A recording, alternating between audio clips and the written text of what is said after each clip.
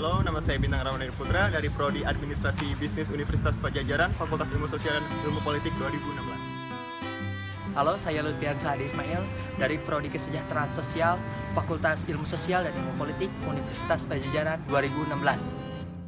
Halo, saya Rian Riza Morano, jurusan Ilmu Administrasi Bisnis, Fakultas Ilmu Sosial dan Ilmu Politik, Universitas Padjadjaran 2016.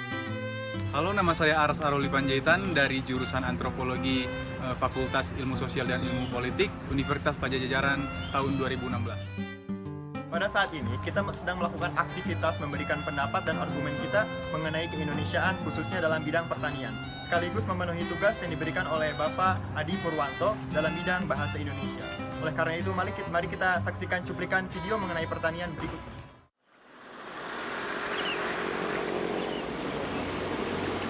Usaha pertanian yang dijalani secara perorangan atau usaha pertanian rumah tangga di Indonesia mulai ditinggalkan. Berdasarkan hasil sensus pertanian Badan Pusat Statistik atau BPS periode 2003-2013, pekerja sektor usaha pertanian rumah tangga di Indonesia menurun selama 1 dekade terakhir. Pada tahun 2003, jumlah pekerja usaha pertanian rumah tangga di Indonesia sebanyak 31,23 juta rumah tangga, sedangkan pada 2013 hanya tinggal 26,14 juta rumah tangga atau menurun sebanyak 5,09 juta.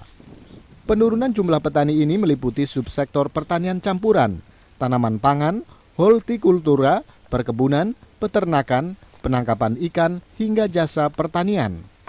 Namun penurunan paling banyak terjadi di subsektor hortikultura yang mencapai 6,34 juta rumah tangga. Menurunnya jumlah petani rumah tangga Indonesia ini terjadi di seluruh Indonesia. Namun yang paling banyak mengalami penurunan jumlah petani berada di seluruh Pulau Jawa dengan total 4,5 juta rumah tangga lebih. Penurunan ini karena menurunnya petani-petani yang mengolah lahannya kurang dari setengah hektar. Yang kurang dari setengah hektar itu yang biasa kita sebut sebagai petani gurem. Di mana petani gurem ini adalah petani yang tidak menguntungkan lah. Para petani yang meninggalkan usahanya ini merupakan petani yang hanya mengelola lahan tidak lebih dari setengah hektar. Para petani terpaksa meninggalkan pekerjaannya karena usaha pertanian yang dikelolanya tidak menguntungkan. Para petani tersebut lantas beralih pekerjaan ke sektor informal, seperti tukang ojek, sopir taksi, dan kuli bangunan. Dari Jakarta, Aditya Ramadan, Erwin Andreas, Kantor Berita Antara, mewartakan.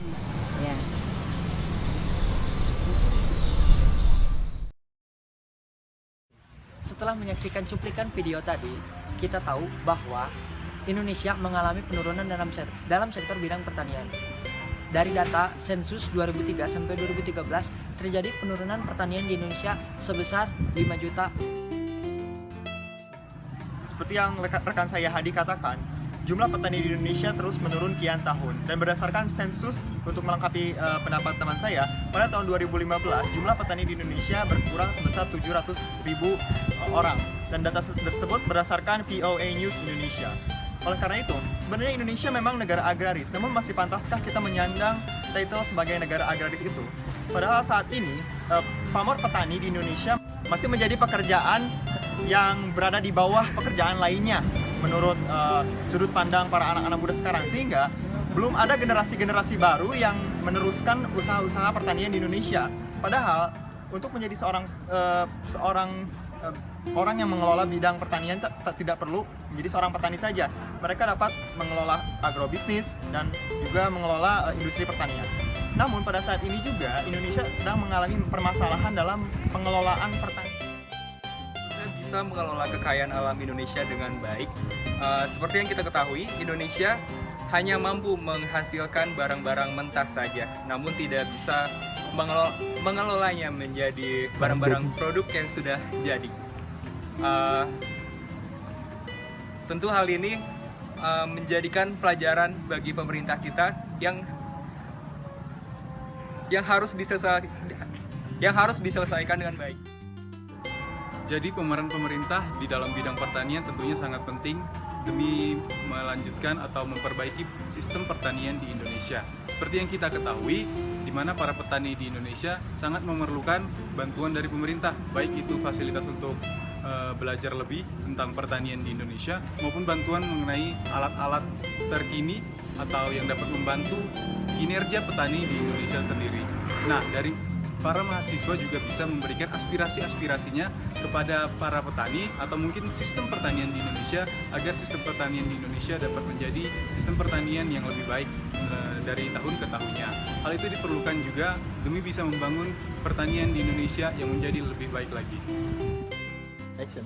Sekian hasil analisis kami. mengenai pertanian di Indonesia pada abad ke-21. Mohon maaf atas segala kekurangannya. Kami ucapkan Terima kasih.